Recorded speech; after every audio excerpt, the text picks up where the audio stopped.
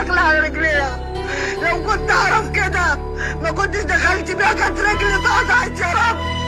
والله يا رب كانت رجلي اتقطعت، ما كنتش دخلت بيها المستشفى خالص. والله يا رب لو كنت اشحت على بنتي كنت شحت.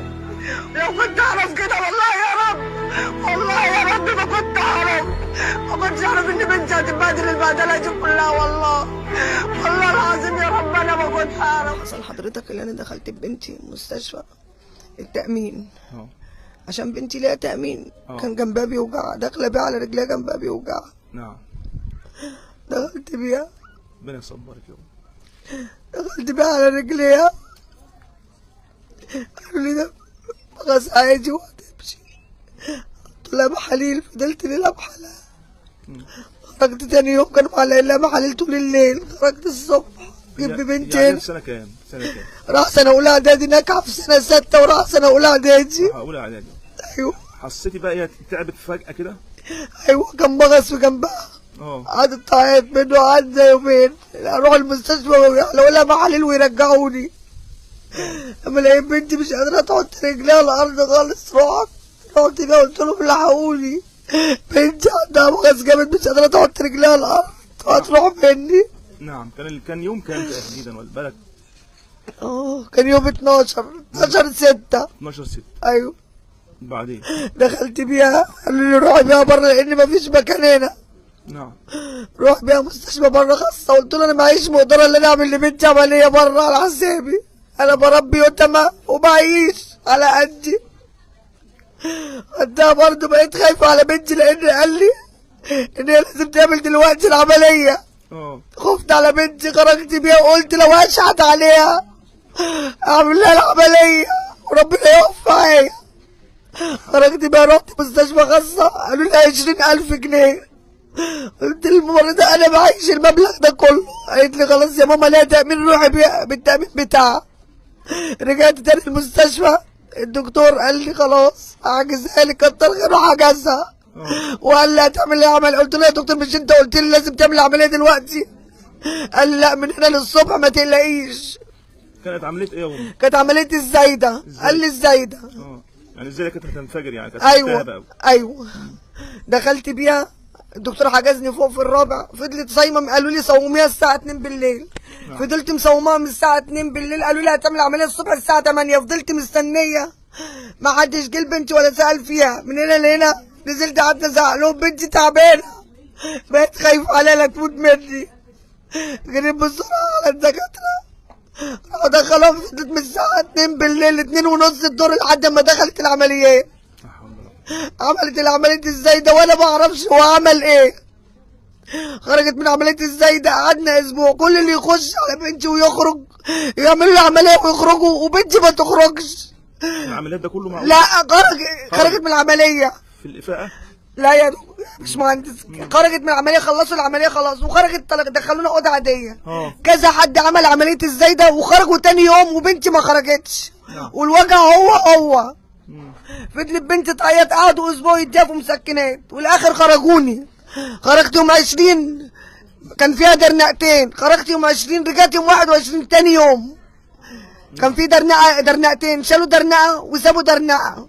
الدرنقه من كتر التقوير في بطنها في الجنب مطرح ما معلق لها الدرنقه وقعت بالخيط بتاعها بالخياطه، لان كانت ملتهبه قوي عماله تنزل في صديد. طب ازاي انا عملت عمليه ازاي ده عشان الوجع اللي في بنتي وهو الوجع طيب؟ رحت راجعه تاني، راح عملت قلق، راح عجزني. بنتي قعدت تصوت، بقيت انا اصوت وهي تصوت. الوجع هو انا عملت عمليه عشان الوجع اللي في بنتي برضه الوجع ما راحش. عملت قلق، راح عامل لبنتي تحاليل، ولو الانيميا واقعه راحوا مركبين لها كيس دم وقالوا لي لازم تعمل عمليه استكشاف. انا مفكره الاستكشاف دي يعني ينزلوا جهاز في بطنها ويشوفوا ايه اللي في بطنها. قلت لهم لا انا مش عايزه الدكتور ده، اللي عامل العمليه الاولى انا مش مطمنه له، بنتي تعبانه يبقى في حاجه غلط، انا مش عايزه اخليه يعمل لي العمليه الثانيه. قالوا لي لا يا ماما لازم هو اللي عمل الاولى يعمل الثانيه. قلت لهم طب يا جماعه انا مش مرتاحه له. قلت للممرضين كده، قالوا لي ما ينفعش يا ام لازم هي تعمل العمليه الثانيه والحقي بنتك قبل ما يحصل لها حاجه، لازم هي تعمل العمليه الثانيه. استكشاف. ايوه، عملت عمليه استكشاف، عمل عمليه الاستكشاف، اتاري في العمليه الاولى شال جدار المعده وانا ما اعرفش، والعمليه الثانيه بتاعت الاستكشاف خرم القولون وانا ما اعرفش، وبنتي فضلت تعبانه برضه بعد الاستكشاف، قالوا لي هترتاح ما ارتاحتش، فضلت برضه تعيط وتعبانه، دخلوها الرعايه.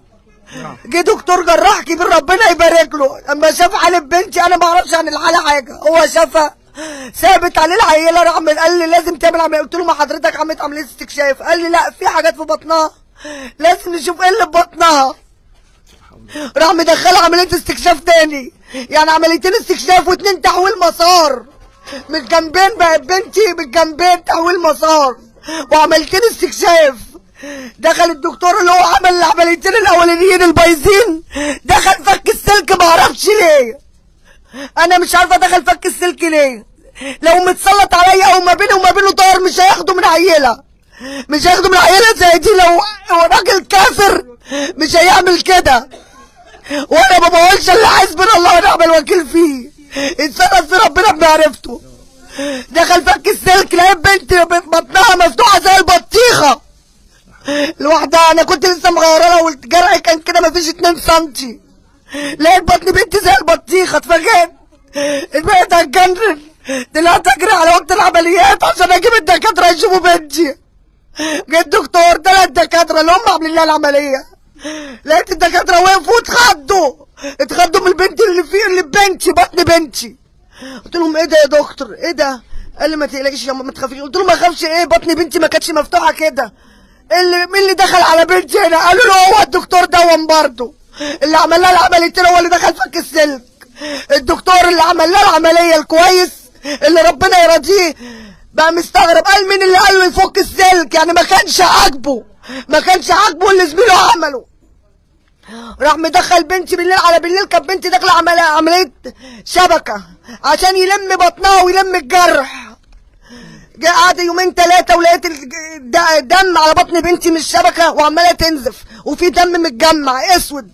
جه الدكتور الله يبارك له حاول يتنضفها بمحلول ملح وقعد ينضف الجرح ما نضفش، اضطر يدخلها 5 عمليه، يعمل لها تاني شبكه، يشيل شبكه ويحط شبكه تانيه. ده عدل تخش على رجليها تعمل عمليه الزايده، تخش في 5 عمليات. ربنا قال له اعمل كده طيب، يشيل الامعاء بنتي، وتاني حاجه يخرم لها القولون.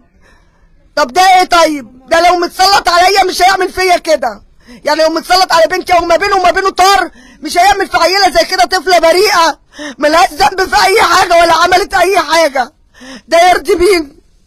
انا عايزه اعرف، انا عايزه حق بنتي، مش عايزه حاجه اكتر من كده، انا عايزه حق بنتي بس، وانا واثقه في القضاء العالي. نعم. انا واثقه في القضاء، قضاء عادل وانا عارفه، وانا بناشد السيد السيسي الرئيس يجيب حق بنتي، انا ده اللي انا عايزاه، مش عايزه حاجه غير كده بس.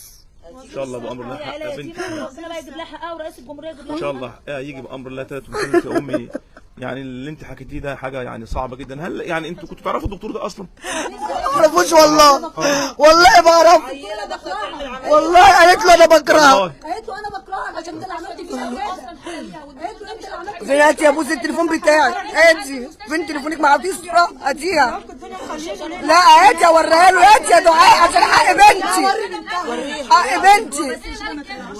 بنتي لا يطلعها عشان الناس يشوفوا هو عمل في بنتي ايه، عشان يشوفوا هو عمل في بنتي ايه، وبطن بنتي ايه دي عملت زايده، عمليه تنصل كده، ده كسار. هاتي يا دعاء هاتي، لا اطلعها، صعبه ده كده دي زايده، ده كده زايده، دي عمليه زايده. طيب ازاي؟ طب دي عمليه زايده، قولوا لي طب يمكن انا اتجننت وانا ما بفهمش حاجه يا جدعان، دي طفله تخش عمليه زايده بالمنظر ده، يعمل في بطنها كده. ربنا حسبنا الله ونعم الوكيل. ربنا معاكم انا ما بينه وما بينه طر ان شاء الله بامر الله حق بنتك. طفله مالهاش ذنب، ليه يعمل فيها كده؟ ليه يحيى قلب الله عليه؟ صورتها امبارح وهي داخله في الغيبوبه، الصوره دي امبارح ليها. لا حول ولا لما طفله تتحط على الخراطيم زي كده بيبقى شكلها كده اهي. قربيها الصوره دي متصوره امبارح. مشاني من هنا هي في الجنه طبعا. مشاني من المستشفى بتاعت شبرا وداني مستشفى بنها. قرب المايك شويه. مشاني مستشفى بنها عشان يشيلوا البلوه من عليهم. رحتي عشان لو بنتي ماتت ولا حصل لها حاجه رحتي يبقى بعيد عنهم. رحتي مستشفى بنها فين بقى؟ مستشفى بنها التأمين الصحي برضه. التأمين الصحي برضه. هم اللي محوليني. انا فضلت قاعده معطله العربيه بتاعت الاسعاف لحد الساعه 3:30 لان طلعت القسم عملت محضر قبل ما يمشوني من هنا عشان عرفت ان هم بيمشوني من هنا عشان حق بنتي يضيع. لقيت نفسي وكاتبين لي التقرير اللي محوليني بيه غلط. قايلين ان هي عامله عمليه الزايده بس. اما رحت بنها دكاتره بنها شافوا بطن بنتي كانوا هيرجعوني بيها تاني عشان هم ضاحكين عليهم. نادوا عليا قالوا لي ايه اللي في بطن بنتك ده؟ قولي لنا لما نمشيها ونرجعك بالحاله تاني. هي مكتوب فيها اتحولت من المستشفى كذا ليهم هي عندها ايه؟ مكتوب فيها هي جايه لهم مستشفى بنها عندها ايه؟ ده التقرير الطبي. ده ولا اللي انا جبته من هناك عشان يثبتوا حاله لبنتي. نعم. وقفوا جنبي خافوا من ربنا. كانت دول ما خافوش من ربنا. مستشفى شبرا دي ما خافتش من ربنا. هم هناك خافوا من ربنا وادوني تقرير بقى على بنتي اللي هي جايه لهم بيها. وجم سالوني وانا مضيت لهم. انا مضيت اللي بنتي جايه من شبرا عليهم هناك بالمنظر ده عشان حرام عليا انا ما رميش بلاها على حد. ذنبها ايه الطفله دي يتعمل فيها كده؟ حضرتك شفت بطنها؟ ده بطن عيله عمليه زايده. طب انتوا قولوا لي يمكن انا اتجننت. انا مفوضه امري لله. رماني ما اعرفش. انا ما اعرفش والله حاجه. رموني هناك في مستشفى بنها وسابوني ما حدش سال فيا. كنت كل يوم اجيب صفايح دم لبنتي كانوا بيحتاجوا لها كل يوم الكيس ب 1800 جنيه. 1800 جنيه هم سابوني ورموني هناك عشان يخلصوا مني ومن بنتي. ده يرضي ربنا؟ يا ربنا ان شاء الله. انا بقول يا رب. كان يعني هناك اهمال طبي هيتثبت ان شاء الله وحق بنتك هيجي بامر الله واحنا معاكي. احنا معاكي. احنا بنناشد وزير الصحه يشوف الاهمال اللي في مستشفى النيل دوت لان دي مش اول حاله. نعم. ولا اول طفل يحصل لها كده. وكل الدكاتره هناك ليهم عيادات بره عايزين يا نتعامل معاهم بره يا يسيبونا نموت. لما طفله المفروض تخش عمليه الساعه 8 الصبح تفضل الساعه 3 بالليل. ده يرضي مين؟ لما الزايده خلاص انفجرت في بطنها. ده يرضي مين الاهمال ده؟ واحنا كده عشان مالناش احنا لنا ربنا نموت الناس تموت. احنا دولتنا دوله قانون وحقها يجي. طب ما احنا بنناشد وزير الصحه نشوف الاهمال اللي في مستشفى النيل. وزير العدل يجيب حق بنتي. وزير العدل يجيب حق بنتي. انا بقول القضاء عادل. القضاء عادل يجيب حق بنتي. انا مش عايزه اي حاجه غير حق بنتي بالدكتور دوت.